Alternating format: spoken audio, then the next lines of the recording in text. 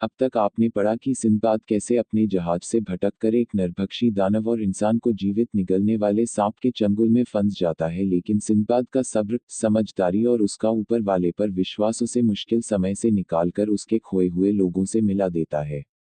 अब आगे सिंदबाद की चौथी जहाजी यात्रा में पढ़िए एक ऐसा वाकया जो सिंदबाद को मौत के मुंह में ले जाता है। क्या सिंदबाद की ये आखिरी यात्रा होगी? क्या सिंदबाद का यही अंत है? जानने के लिए स्क्रॉल कीजिए। सिंदबाद ने कहा, अपने लोगों के बीच आकर मैं पुराने सभी दुख और तकलीफ भूल गया और फिर कुछ दिनों के आराम के बाद मैंने सोचा कि अब आगे एक और नई यात्रा की तैयारी की जाए।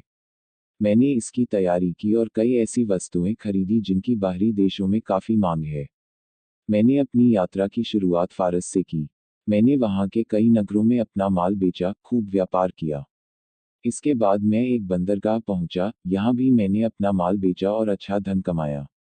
इसके बाद मैंने आगे कूच किया, लेकिन तभी बीच यात्रा में हमारा जहाज तूफान के बवंडर में फंस गया और जहाज तेज पानी, हवा और ऊंची ऊंची चट्टानों से टकराकर तिनके जैसा बिखर गया।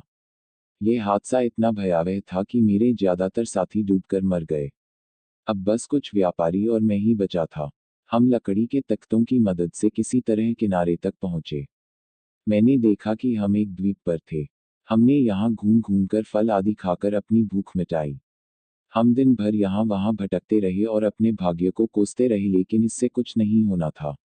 यही सब सोचते हुए मैं और मेरे साथी सो गए। अगले दिन हमने फिर फल आदि खाए और अपना पेट भरा। इसके बाद हमें हमारे सामने से काले रंग के आदमियों का एक झुंड आता दिखा, जिसने हम सभी को पल भर में घेर कर कैद कर लिया। इन काले लोगों ने हमें रस्सियों से जकड़ लिया और हमें घसीटते हुए अपने कबीले में ले गए। वहां उन लोगों ने हमारे सामने कुछ अजीब खाने को दिया। मेरे साथी भूखे थे, इसलिए उन्होंने जल्दी जल्दी खाना शुरू कर दिया। वो सभी नशे में झूमने लगे थे।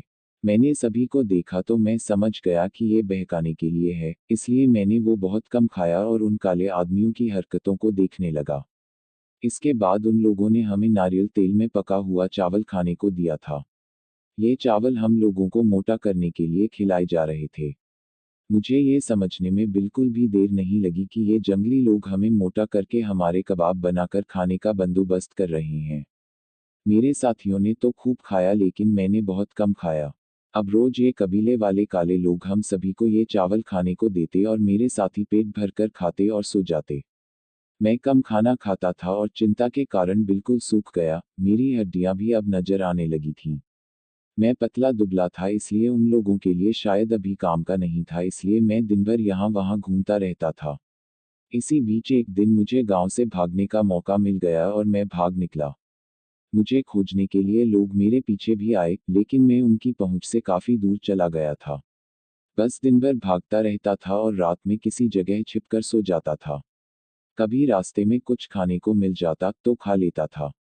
इसी तरह करीब 7 दिन गुजर गए। 8वें दिन मुझे समुद्र का किनारा मिला। वहां मैंने सफेद चमड़ी के लोगों को देखा जो काली मिर्च की खेती से मिर्च इकट्ठा कर रहे थे। मुझे उन्हें देखकर बेहद प्रसन्नता हुई और मैं भागकर उनके पास पहुंचा। वो लोग मुझे किसी अजूबे की तरह देख रहे थे। उन्होंने मुझसे अपनी भाषा में मेरे बारे में पूछा। मैंने उन्हें सभी कुछ विस्तार से बता दिया। उन लोगों को मेरी बातों पर बेहद आश्चर्य हुआ। उन्होंने कहा कि मैं नरभक्षी लोगों के बीच से बचकर निकल आया हूँ, ये बड़ी ही हैरानी वाली बात है। वो लोग मुझे अपने जहाज और अपने बादशाह से मिलाने ले गए। उन लोगों ने मेरा परिचय यह कहकर करवाया कि मैं नरभक्षियों से बच बचाकर किस तरह आया हूँ। मैंने अपनी आप बीती जब बादशाह को सुनाई तो उन्होंने भी बड़ा ही आश्चर्य और हैरानी जताई। इसके बाद बादशाह ने दयालुता दिखाते हुए मुझे वस्त्र और अन्य सुविधाएं दी। बादशाह बड़े द्वीप का मालिक था और उसके पास बहुत सारा धन धान्य था। मुझे उम्मीद हो चली थी कि मैं यहाँ से अपने देश लौट पाऊंगा। बादशाह मुझ पर बड़ा ही मेहरबान हुआ और मुझे अपने दरबार में दरबारी बना लिया। फिर मुझे वो सम्मान दिया जैसे कि मैं उन्हीं के देश का निवासी हूँ। अब मैं लोगों की मदद करने लगा, उनके छोटे बड़े काम आने लगा। लोगों ने भी मेरा मान किया।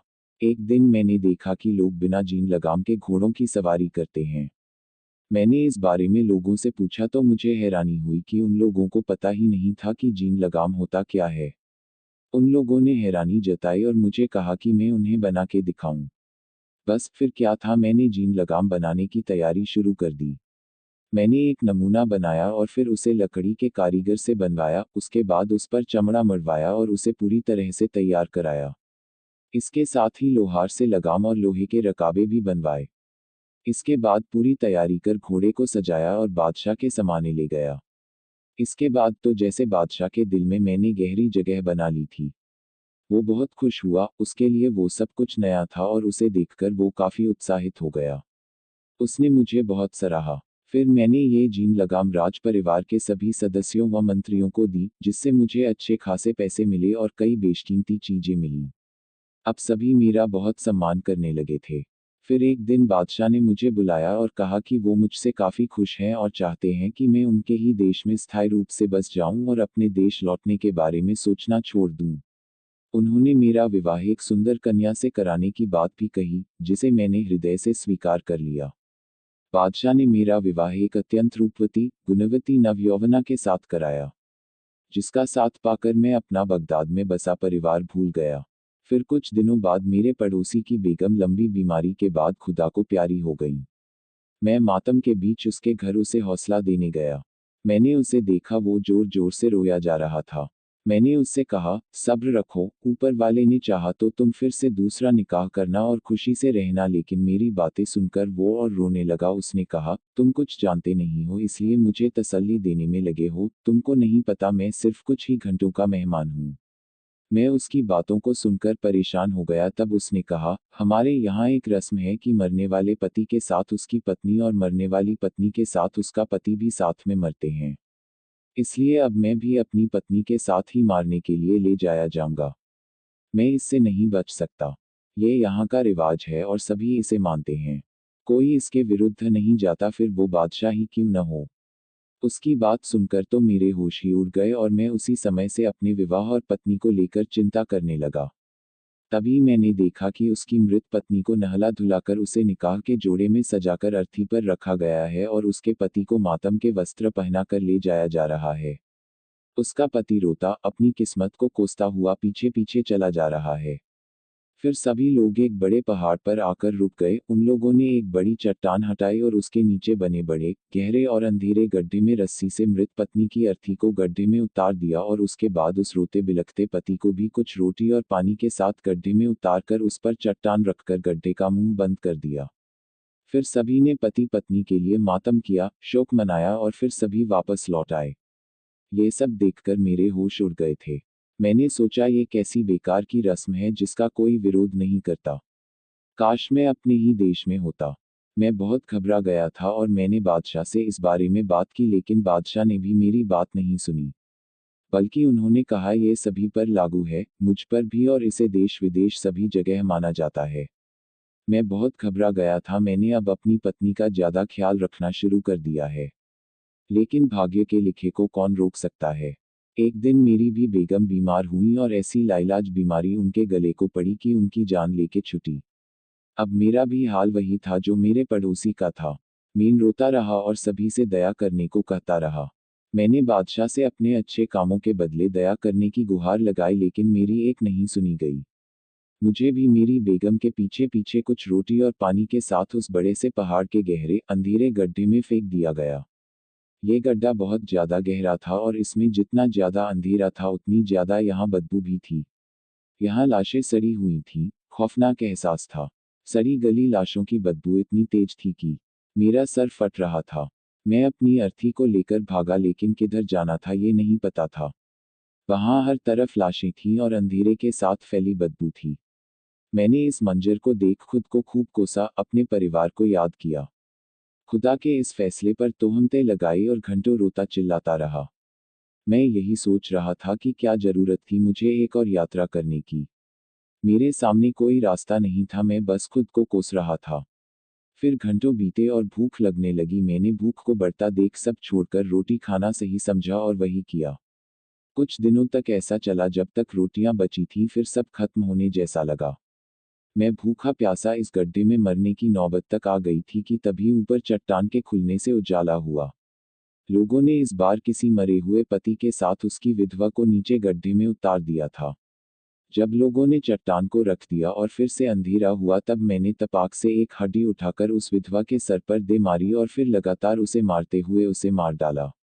मैंने उसकी रोटी और पानी लिया और कुछ दिनों तक ऐसे ही जीवित रहा। इसी तरह आगे भी जब कोई आता तब मैं उसे मारकर उसकी रोटी और पानी ले लेता और जीवित रहता। फिर एक बार महामारी ने उस द्वीप को अपने कब्जे में लिया और रोज ही कुछ लाशें गड्ढे में आने लगी।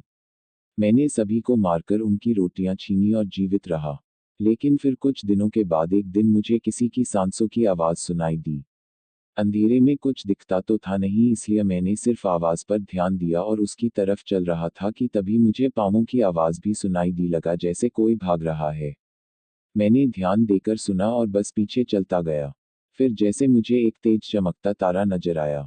मैंने आगे बढ़कर देखा तो मेरी खुशी हिलोरे मारने लगी, मुझे उम्मीद मिल गई थी। ये एक बाहर जाने की जगह थी जो शायद किसी जानवर के आने जाने से बन गई थी। ये छेद पहाड़ की दूसरी तरफ ढाल की तरफ था, जहां लोगों का ध्यान नहीं जाता था। इस पहाड़ के गड्ढे में लाशों को खाने के लिए यहाँ कोई जानवर आता जाता रहा होगा, इसलिए यह इतना बड़ा हो गया था कि मैं इसमें से निकल सकता था।